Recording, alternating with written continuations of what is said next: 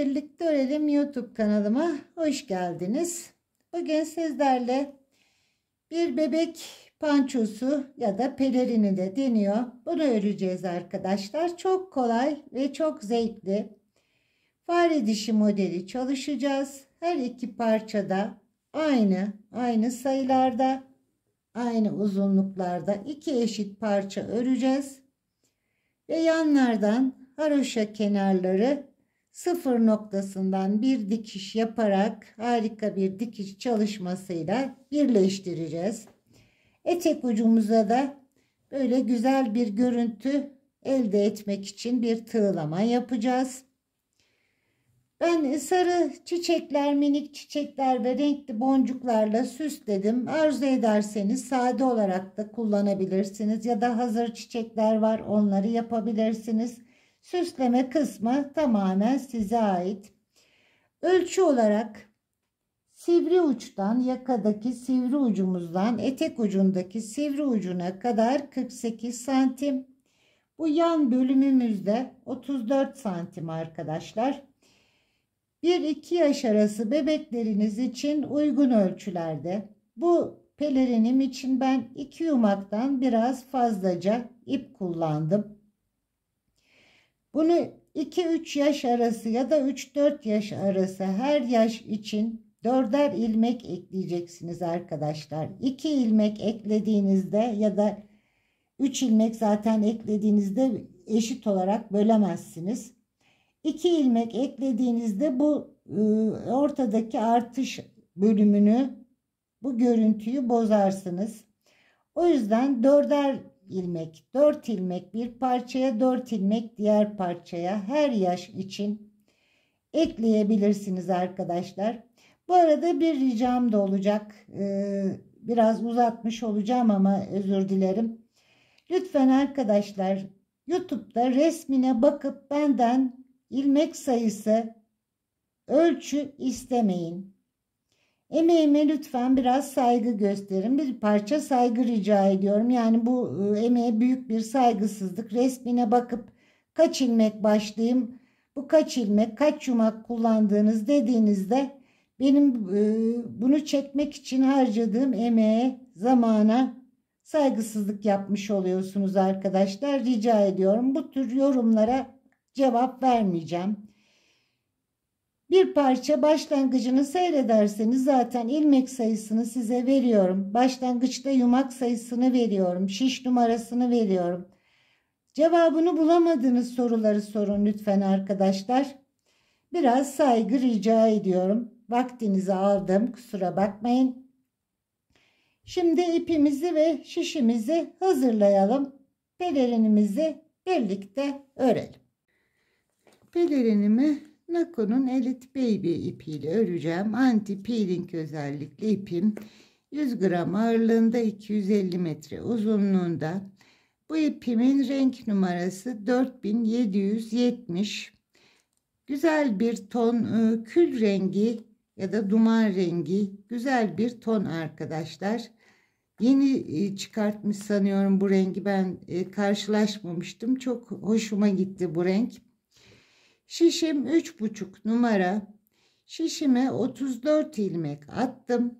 Başlangıç sıramın dışında 3 sıra haroşa ördüm. Örgümün ön yüzündeyim. Ajurlu artırmalar yapacağım.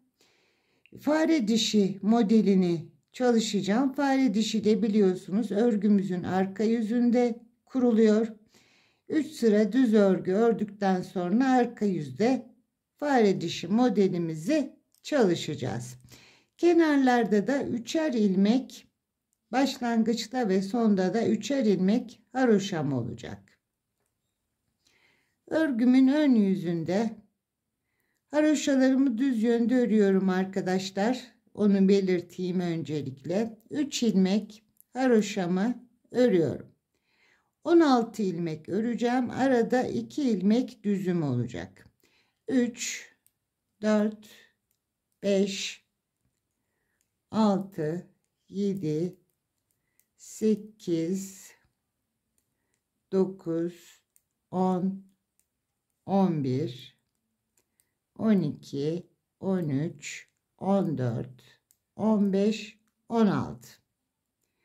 3 ilmek haroşam, 13 ilmekte düz örgümü ördüm. Bir doladım.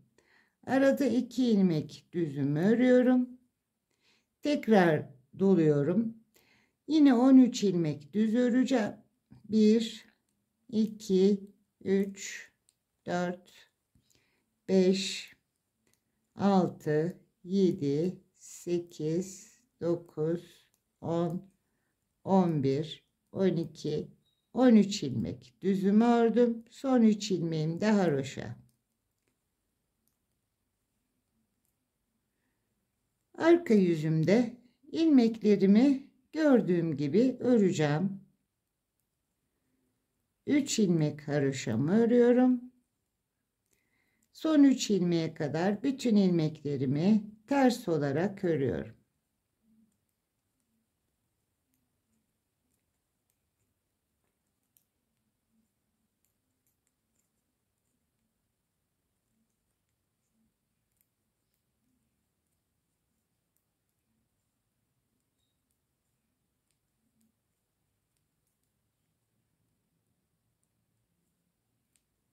Ajur yaptığım ilmeğim de ters. Arada 2 ilmek düzüm vardı. Bu da ters. Son 3 ilmeğe kadar hepsini ters olarak örüyorum.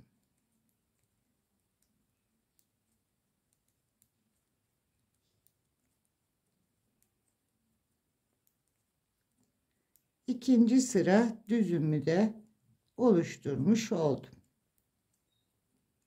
Son 3 ilmeğimi haroşa olarak ördüm. Ön yüzümdeyim. Yine aynı işlemi yapacağım. İlk 3 ilmeğim haroşa. Ajuruma kadar bütün ilmeklerim düz örüyorum.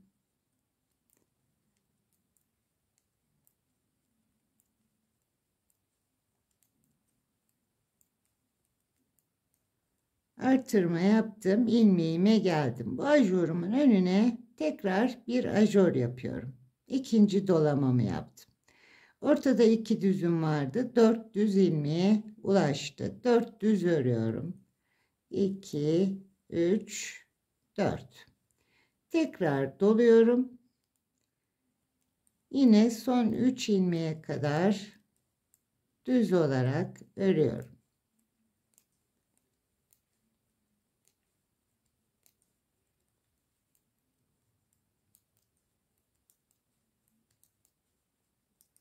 Son 3 ilmeğimi de haroşa olarak ördüm. Arka yüzümüze geldik. 3 sıra düz örgü örmüş olduk. Arka yüzde fare dişimizi, modelimizi kuracağız. Öncelikle 3 ilmek haroşamı örüyorum. İlk ilmeğim, ters ilmeğim, Selanik batışı yapar gibi bir altına batıyorum. İlmeğimin bir alt boşluğuna batıyorum ve ilmeğimi çıkarttım. Bir ters ördüm. Sıradaki ters ilmeğimin bir altına battım. İlmeğimi çıkarttım. İpimi çevirdim. Bir ilmek ters. Tekrar sıradaki ters ilmeğimin bir alt boşluğuna batıyorum. Bir düz örüyorum. İpimi çevirdim. Tersimi ördüm. Yine aynı işlemi yapıyorum. İlmeğimin bir altına battım. Bir düz ördüm. Bir ters örüyorum. Ters ilmeğimin bir altına batıyorum. İlmeğimi çıkarttım. Bir düz ördüm. Bir ters. Tekrar bir alta battım. Bir düz. Bir ters. Ajuruma geldim. Ajurumun önündeki ilmek, aynı işlemi yapıyorum. Bir altına battım ilmeğimin. İpimi çıkarttım. Bir düz ördüm. Arada 4 tane ters ilmeğim vardı. 2 ajurumla. Şimdi 6 ilmek ters örüyorum. Ajurlarımla beraber. 1, 2, 3, 4, 5 ve ajurumu da ördüm. Ters olarak 6.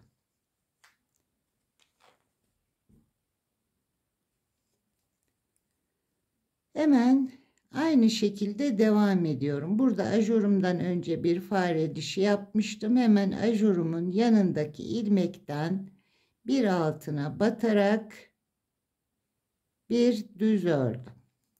Ters ördüm. Bir altına batıyorum ilmeğimin. Bir düz örüyorum. Bir ters.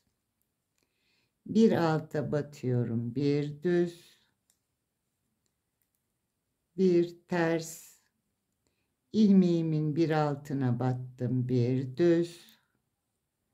Bir ters. Tekrar alta battım. Bir düz. Ters. Bir alta battım. Bir düz ördüm. Bir ters ördüm. Ve son olarak ilmeğimin bir altına batıyorum. Ters ilmeğimin. Bir düz örüyorum. Son 3 ilmeğimi de haroşa olarak ördüm. Bir batarak başlamıştım. Aynı şekilde de bitirdim. Ön yüzüme geldim. Bir modeli fare dişini tamamlamış olduk. Yine 3 sıra düz öreceğiz. Ajurlarımızı yapmaya devam edeceğiz.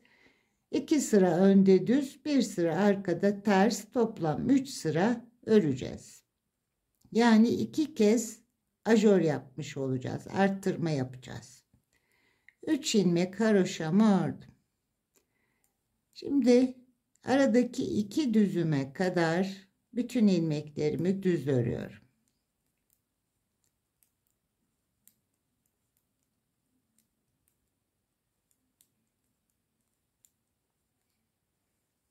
İpimi ortadan çıkarttığım için arkadaşlar bazen böyle takılıyor. Bir düzelteyim, birazcık çıkartayım.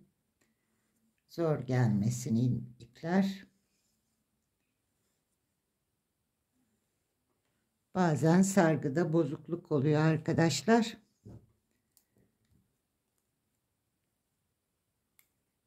Şimdilik ajurumuza kadar düz örüyoruz. Bakın bir önceki ajurum, 2 ajuru yan yana yaptık. Şimdi ortadaki 2 ilmek düze kadar bu ikisini bedenime katıyorum, modelime. Bu ikisini düz ördüm. Ortadaki 2 düzün yanından bir doladım, 2 düz ördüm. Tekrar doladım. Burada da yine 2 ajuru modelime, arttırdığım ilmekleri modelime ekledim. Kalan ilmeklerimi son 3 haroşaya kadar düz olarak örüyorum.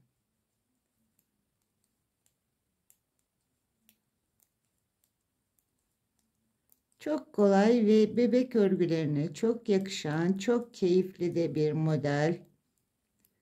Son 3 ilmeğimde haroşa. Marka yüzümde yine kenar haroşalarımın dışında bütün ilmeklerimi ters olarak öreceğim. Ajurlarım dahil. 3 ilmek haroşamı ördüm. Bütün hepsini ters olarak örüyorum.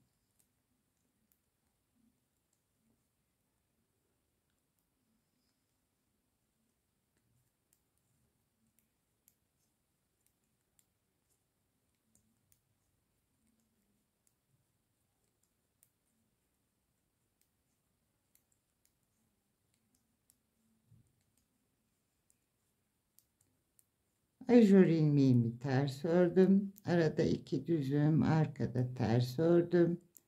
Diğer ajurumu da ters ördüm. Son 3 ilmeğime kadar ters örgümü örüyorum.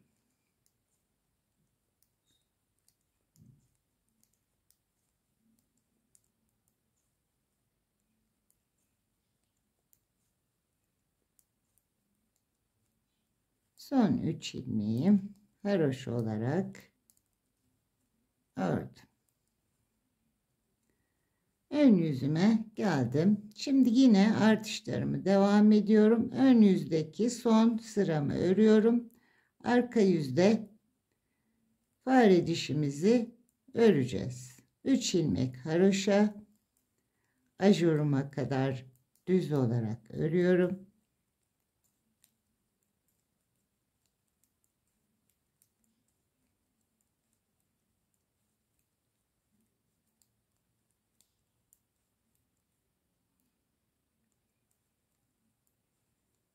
Ajur yaptım, ilmeğime geldim. Ortada 4 düzüm var. Doladım. 4 ilmek düzümü örüyorum. Tekrar doluyorum ve düz olarak örmeye devam ediyorum.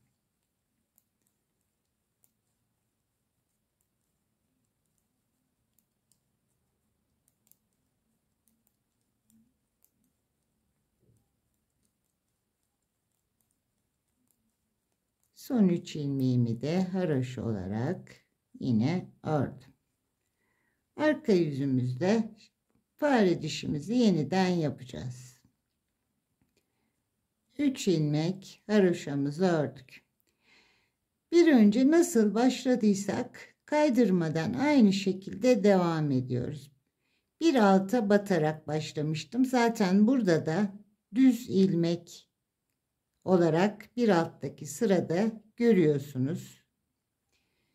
Bir altına batıyorum ters ilmeğimin. İlmeğimi çıkartıyorum. Bir düz ördüm. Ters olarak birini ördüm. Yine bakın bir düz ilmek, fare dişini yaptığımız ilmek. İlmeğimin bir altına battım. Bir düzümü ördüm. Tersimi ördüm. Bir düzümü ördüm. Bir ters. Düz ilmeğin bir alta batıyorum. Tersimi ördüm. Bir alta battım.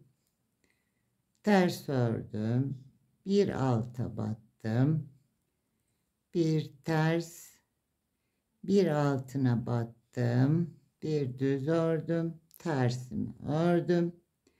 Yine ajuruma geldim.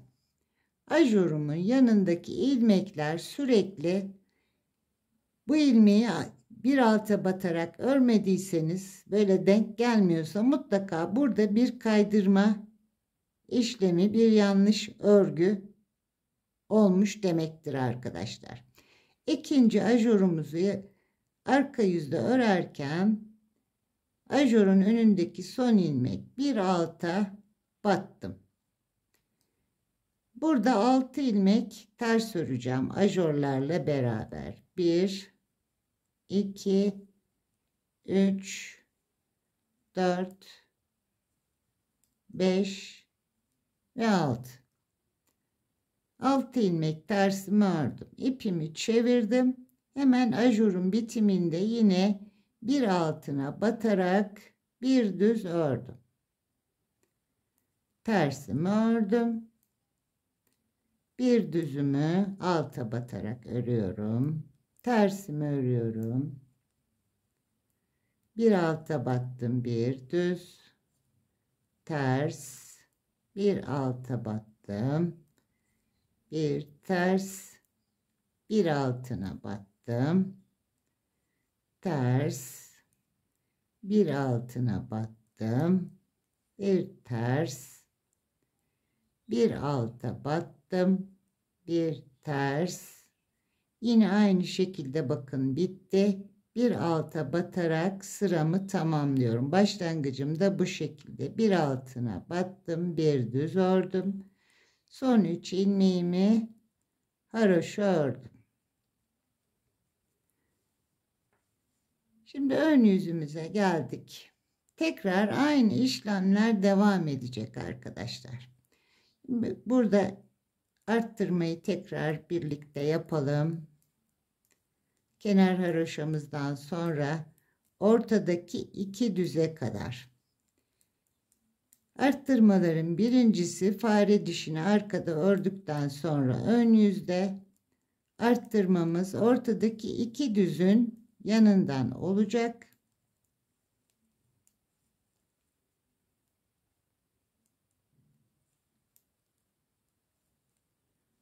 Bakın. Ortadaki iki düz ilmeğin yanından arkada fare dişini ikinci arttırmamızı yaptığımızda uyguladık. Ön yüzde modelin ilk sırasında ilk ajurumuzu iki düzün yanından uygulayacağız. Doladım, iki düzümü ördüm. Doladım, diğer ilmeklerimi düz olarak örüyorum. İkinci ajurları yaparken arkada fare dişimizi örüyoruz. Fare dişinden sonra ön yüzde ilk düzümüzü yaparken ajurumuzu da iki düz ilmeğin yanlarından yapıyoruz. Şimdi arka yüzümü yapacağım bir işlem yok. Arka yüz anlaşıldı bu sırada. Kenar haroşaların dışında ajur dahil hepsini ters olarak öreceğim, geleceğim. Ön yüzüme geldim, arkadan ördüm. Bakın modelimiz ortaya çıkmaya başladı. Çok sade ve çok güzel bir pelerin çıkacak arkadaşlar. Şimdi ön yüzdeki son sıramız düz olarak öreceğiz ve ikinci ajurumuzu yaptığımız sıra kenar haroşalarından sonra ajurumuza kadar düz olarak örüyoruz.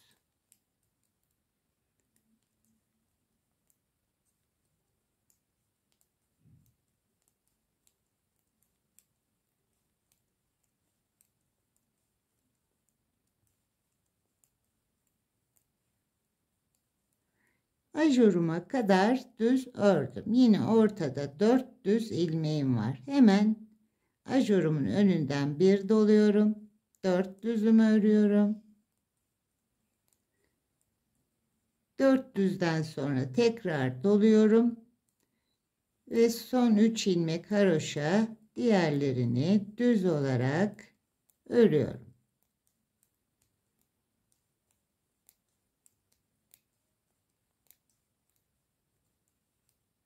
İkinci ajurumuzun arka yüzünde fare dişimizi öreceğiz şimdi.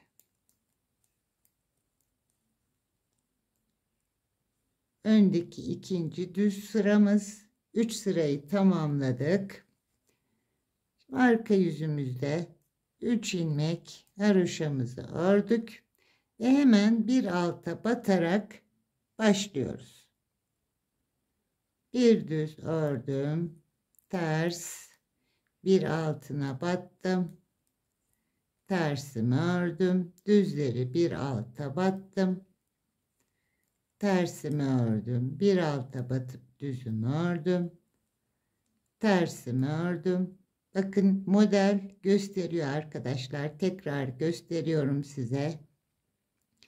Düz ilmekleri gördüğünüzde bir alta batıyorsunuz.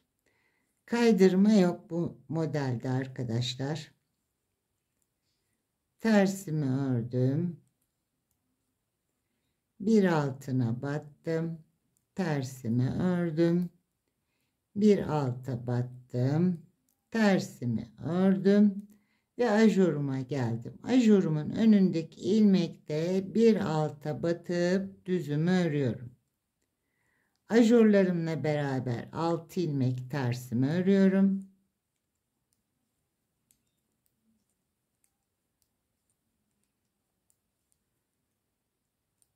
Ajurum bitti. 6 ilmek tersimi ördüm. İlk ilmeğim bir altına battım.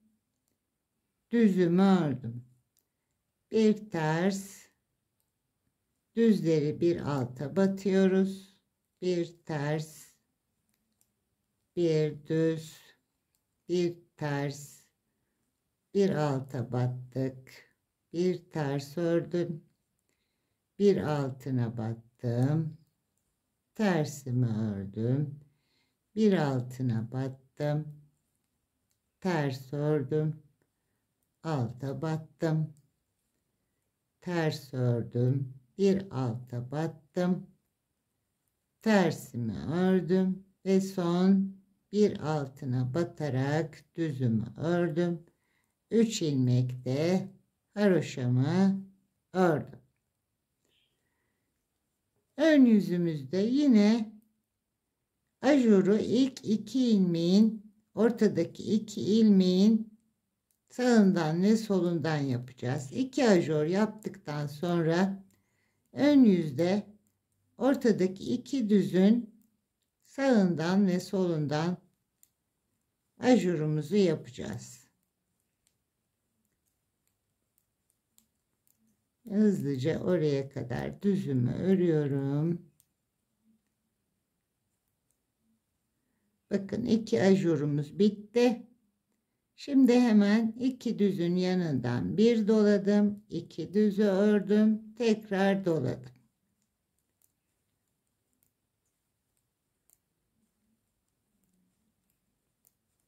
Şimdi sıramı tamamlayayım. Arka yüzden öreyim. Ön yüzden ve son kez de artık fare dişimizi yapalım. Ve pelerinimizin boyunca örmeye devam edelim.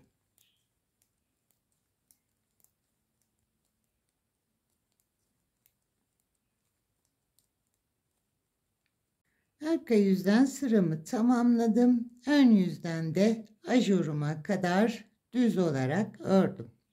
Arka yüzde modelimizi tekrar birlikte yapalım. Bakın çok şık ve çok da kolay bir model arkadaşlar. Ajurumun eninden doladım. İkinci ajurumu yapıyorum yan yana olan. İkili ikili ilerliyor biliyorsunuz. Şimdi diğer ajurumu da ördüm. Yani ortada 4 düz ördüm. Doladım.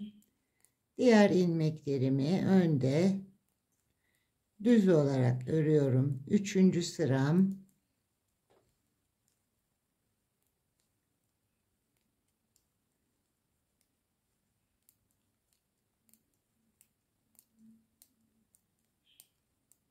İkili ajurlar yapıyoruz. Tekrar ortaya geri dönüp 2 düzün yanından tekrar başlıyoruz. Arka yüzümüze geldik. Kenar 3 ilmek haroşamızı ördük. Yine hemen ilk ilmeğimizi, bakın zaten düz olarak ilerliyor. Bir altına ilmeğin batarak bir düzümüzü örüyoruz. Tersim, bir alta batıp düzümü ördüm. Tersi, bir alta battım. Tersimi ördüm. Bir alta battım. Tersimi ördüm. Bir altına battım. Ters ördüm. Bir alta battım. Tersimi ördüm.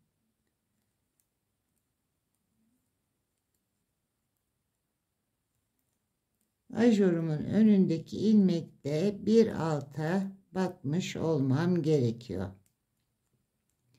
Evet, ajurumun önüne geldim. Bir altına batıyorum. Bir düzümü ördüm. Ajurlarla birlikte 6 ilmek ters, 2, 3, 4, 5, 6 ilmek tersimi ördüm. Ajurumun yanındaki ilk ilmeğin bir altına batarak düzümü ördüm. Fare dişimi burada çalışıyorum. Düzleri bir alta batıyoruz. Tersleri ters olarak örüyoruz.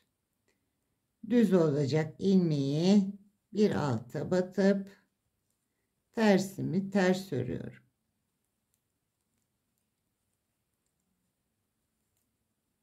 Bir altına batıyorum.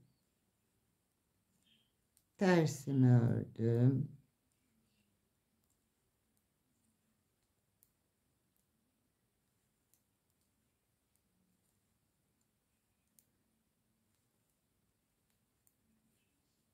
Ve son ilmeğimiz yine bir altına batıp düzümü ördüm. 3 ilmekte haroşamı ördüm. Modelimiz anlaşıldı sanıyorum arkadaşlar. Şöyle gözükecek. Şimdi yine ön yüzde düzümüzü örerken ortadaki 2 düz ilmeğin yanından başlayacağız. 2 ajor yapacağız. Birinci sırayı düz öreceğiz. Arkada ters, ön yüzde tekrar düz örerken ajorumuzun bir önünden ortada 4 düz örüp 2 yanlara ajor yapacağız. Arkada da yine ajor ilmeklerimizin hemen yanından bir altlarına batarak model sırasını tamamlamış olacağız. Şimdi arkadaşlar bu pelerinimiz 2 eşit parçada. Ön ve arkası da aynı şekilde olacak. Ben diğer parçasını tamamladım. Biri ön, biri arka beden olacak. Şöyle ekranı biraz düzelteyim. Bu şekilde daha rahat gözüküyordur arkadaşlar. Şimdi aynı ölçülerde, aynı sayılarda bir parçamı ördüm. Bu ördüğümüz parçayı da yine aynı arttırmalarla eşit sayılarda tamamlayacağız. Ajorlarımı 65 kez yaptım arkadaşlar. İkili ajorlarımı 64. ajorumu bitirdim. En son ikili arkada fare dişimi yaptım. Ön yüzde düz sıramı örerken 2 düzün yanında 65. arttırmamı yaptım.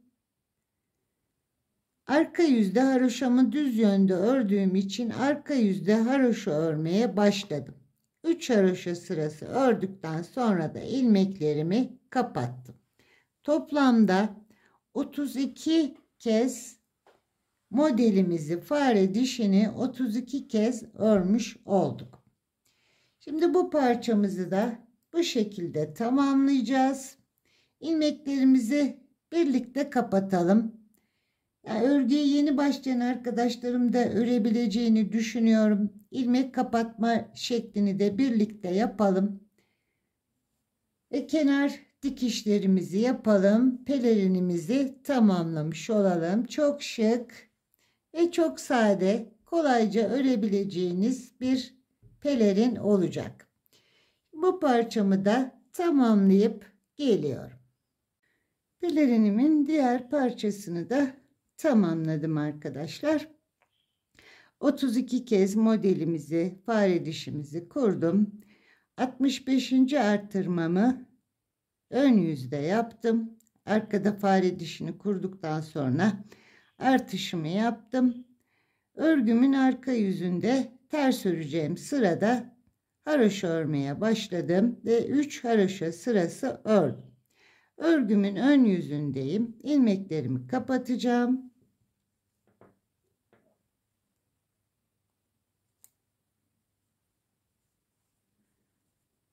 Ve ilk ilmeğimi boşaldım. Sıradaki ilmeğimi düz ördüm. Ve ilk ilmeği üzerinden atlattım. Bir ilmek örüyorum. Şişimdeki ilmeği üzerinden atlatıyorum. Bir örüp bir atlatarak ilmeklerimin hepsini kapatacağım. Bu işlemi örgünüzün gevşekliğinde yapın arkadaşlar. Etek ucunda bir kasma yapmasın. Bir ilmek örüyoruz. Şişteki ilmeği üzerinden atlatarak kapatıyoruz.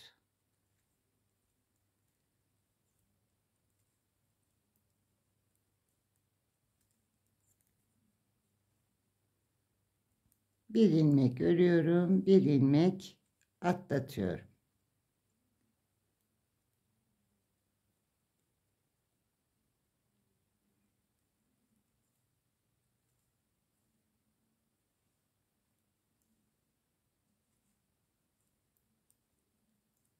Şimdi bütün ilmeklerimi kapatacağım ve yan dikişini yapacağım. Bütün ilmekleri kapattıktan sonra ipinizi bir parça uzun bırakın. Yan dikişinde bunu kullanalım. Yeniden ip bağlama gereği kalmasın. Diğer parçada da aynı şekilde yapın arkadaşlar. İlmekleri kapattıktan sonra ipinizi dikiş için uzunca bırakın. Şimdi ilmeklerimi kapatıp geleyim. İlmeklerimin hepsini kapattım. Bir kenarını diktim. Bakın çok düzgün sıfır noktasından haroşa dikişimizi yaptık. Örgümüzün ön yüzünde dikiyorum arkadaşlar ve sıfır dikiş yapıyorum. Burada sıralarımızı kaydırmamamız gerekiyor. Çünkü iki eşit parçada ördük. Her ikisi de aynı sıra sayılarında. Şimdi hemen diğer parçadan kesme yaptığım ilmeğime giriyorum.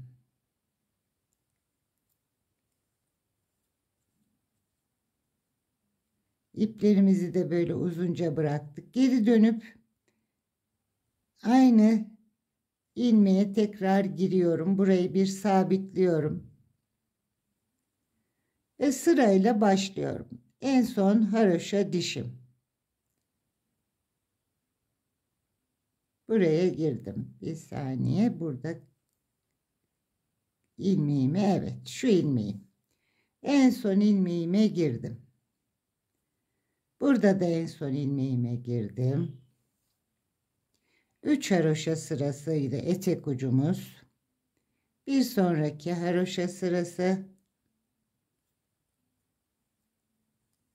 Burada da bir sonraki haroşa.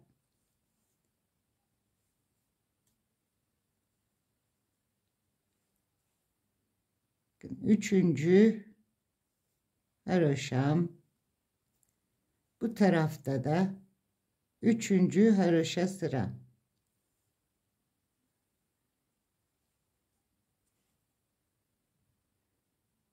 Fare dişimin olduğu haroşa sırası.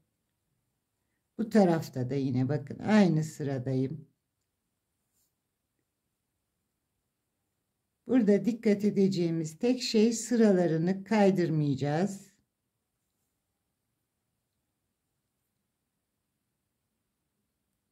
Karşılıklı en son ilmeklerin içine giriyoruz.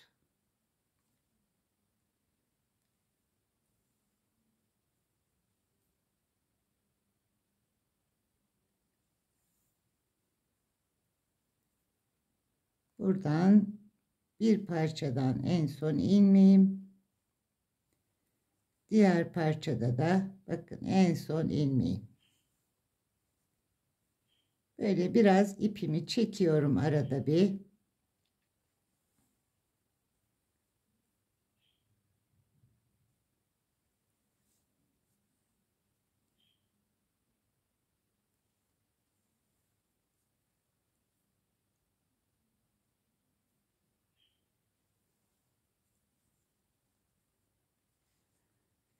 Gördüğünüz gibi çok düzgün bir dikiş yapıyorum arkadaşlar. Şimdi yan kısmımızı yakaya kadar dikelim bu şekilde.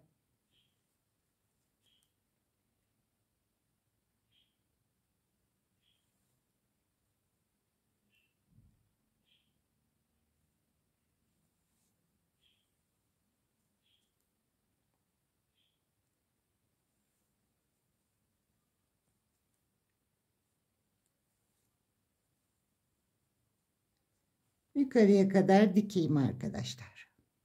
Kenar dikişimi tamamladım.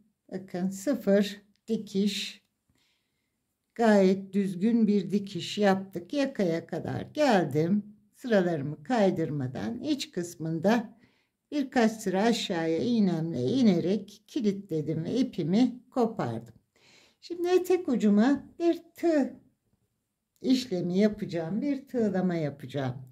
2,5 numaralı tığımı aldım. İpimi aldım.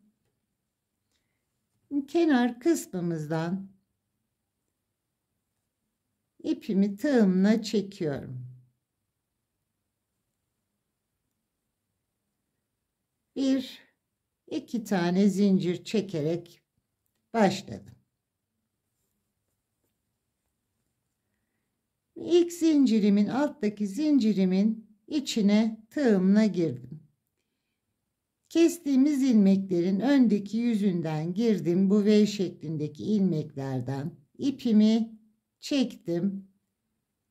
İlk girdiğim yuvadan da çektim. Kaydırıyorum. Ve tığımdaki ilmekten de çektim.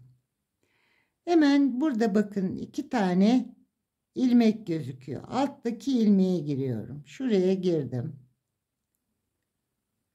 Tekrar göstereyim. Şuraya giriyorum. Bir sonraki sıradaki ilmeğe giriyorum.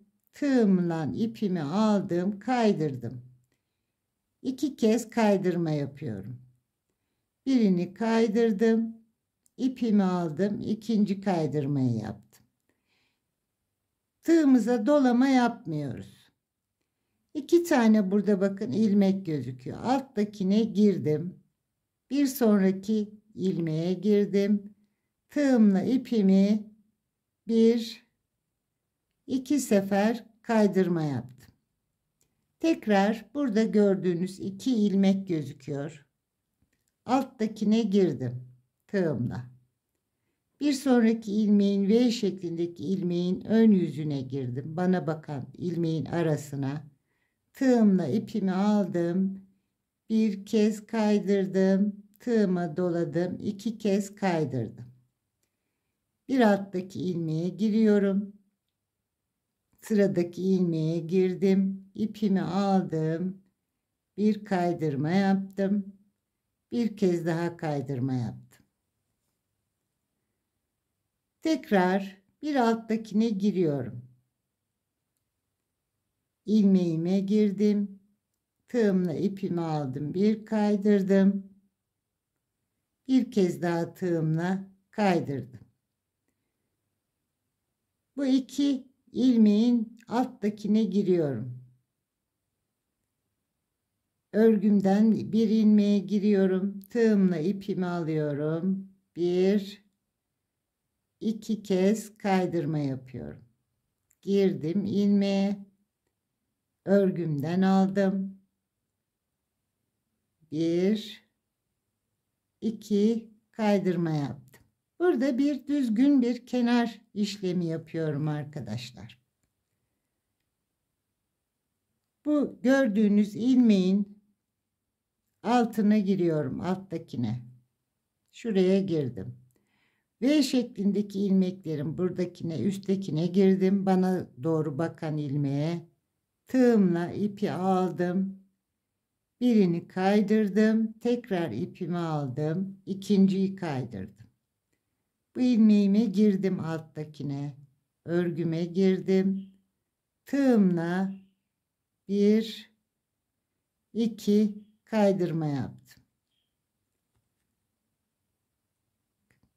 V şeklindeki ilmekler. Bu ilmeğe giriyorum. Şişim tığımda duruyor. Bir sonraki örgümün ilmeğine giriyorum. 3 tane ilmek var.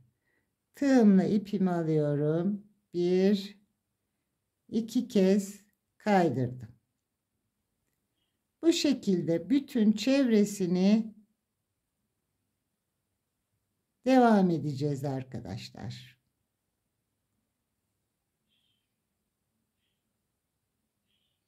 Etek ucumuzun tamamını tığlayacağım bu şekilde.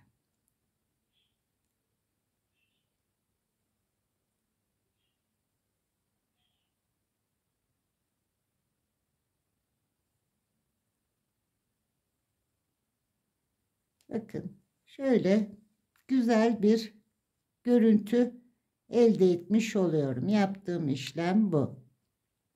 Şimdi tamamını tığlayalım bu şekilde. Kendimi tamamladım. Bütün etek ucuna tamamına kenar işlemimi yaptım. Düzgün bir kenar oluşturduk. Böyle sarı küçük çiçekler oluşturdum. Bunu sade de kullanabilirsiniz.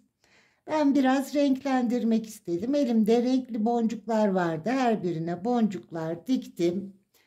Diğer tarafı da her iki parçada eşit olduğu için her iki parçadan birini ön yüz olarak kullanabilirsiniz. Yaka kısmına da bir kordon oluşturdum. Önceki videolarımda bu kordonun yapımı var. Bakabilirsiniz kordon yapımına. Çok kolay bir kordon yapımı. Instagram sayfamda da Madenin El Emeği diye Instagram sayfamda da bu kordon yapımını görebilirsiniz. Şimdi bu çiçeği kısaca sizlerle paylaşayım. Bilen birçok arkadaşım vardır. Farklı çiçekler de yapabilirsiniz. Dediğim gibi hazır çiçekler var. Onları kullanabilirsiniz. Hiçbir şey kullanmadan da sade olarak da pelerini giydirebilirsiniz bebeklerimize. Şimdi bir sihirli halka yapıyorum. 2,5 numaralı bir tığım var. Sihirli halkamı yapıyorum. Bir yuvarlak yaptım. Tığımı içinden geçirdim. Bir zincir çektim. 8 tane içine sık iğne yapacağım. 1 2 3 4 5 6 7 ve 8. 8 tane sık iğne yaptım. İpimi çekiyorum, halkamın ipini zincirimin ilk zincirimin içine batarak kaydırıyorum. İpimi iyice sıkıştırdım, ortadaki ipimi 2 zincir çekiyorum. Tığımın başına doladım. İlk çektiğim sık iğnenin tepesine batıyorum. İpimi çıkarttım. 3 seferde çıkacağım arkadaşlar. 1 2 ve 3. Tekrar doladım. Bir yanına battım. İpimi aldım. Tığımdaki ipimi çekiyorum. 1, doladığımı çekiyorum. 2, ilk baştaki ipimi çektim. 3. 3 seferde çıktım. Tekrar 2 zincir çekiyorum. En son zincir yaptığım yere batıyorum. Trabzan yaptığım yere aynı noktaya batıyorum. Kaydırarak kilitledim. Tekrar 2 zincir çektim. Bir yandaki sık iğnenin tepesine battım. İpimi aldım. 1 2 3 seferde çıktım. Doladım. Bir yanına battım. İpimi aldım. Tığımdaki ipimle 1 2 3 seferde çıktım. 2 zincir çektim. Trabzanımı battığım yere tekrar batıyorum ve kaydırıyorum, kilitliyorum. 2 zincir, bir yandaki sık iğneye batıyorum. 1 2 3 de çıktım. Bir yanına battım. 1 2 3 seferde çıktım. 2 zincir çektim. Aynı trabzanımın yuvasına yerine battım. İpimi alıp kaydırdım. 2 zincir, son yaprağımı yapıyorum. Bir yanına batıyorum. 1 2 3 seferde çıktım. Bir yanına battım sık iğnemin. 1 2 3 seferde çıktım. 2 zincir çektim. Aynı trabzan noktasına battım ve kilitledim. Bir zincir çekiyorum burayı kilitlemek için. İpimi kesiyorum.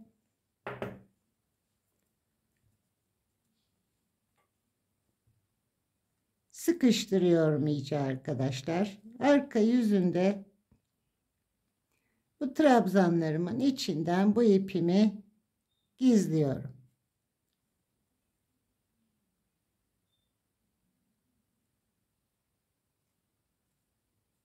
Sihirli halkamın ipini de iyice sıkıştırdım. Bunu da yine sık iğnelerin arasından bir kez yürütüyorum. Kilitliyorum bunu da.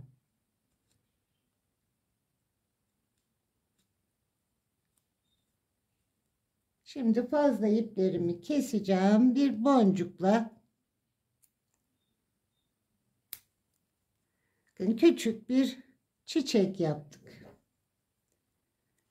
Burada boncuğumla karşılıklı aynı noktaya bunu dikeceğim. Bunu daha seyrek yapabilirsiniz. Farklı bir çiçek yapabilirsiniz. Çok ağır büyük çiçek yapmazsanız böyle minik çiçeklerle daha güzel olur. Bunu da dikeyim arkadaşlar ve son halimle geliyorum. Pelerinimizi tamamladık arkadaşlar. Ölçümü vereyim size. Yakanın sivri ucundan etek ucunun sivri ucuna kadar ölçüsü 48 santim. Böyle yan olarak da ölçersek buradan da uzunluğumuz 34 santim. 2 yumaktan biraz fazla ip kullandım. 2,5 yumak olmadı. 2 yumaktan biraz fazla ip kullanmış oldum. 1-2 yaş arası bebeklerimize rahatlıkla olabilecek bir genişlikte oldu. Bunu büyütmek isterseniz arkadaşlar 4'er ilmek ekleyin. Yoksa modelimiz bozulur. 4 ilmek bir parçaya, tabi diğer parçaya da her yaş için 4'er ilmek ekleyerek büyütebilirsiniz. 2 yaş, 3 yaş arası, 3-4 yaş arası olarak bebeklerinize giydirebilirsiniz. Tabii ki boyunu da ona göre uzatacaksınız arkadaşlar. Umarım anlatımımı beğenmişsinizdir. Örecek olan arkadaşlara kolay gelsin. Keyifli örgüler dilerim. Bir başka videoda buluşmak üzere. Sağlıkla kalın.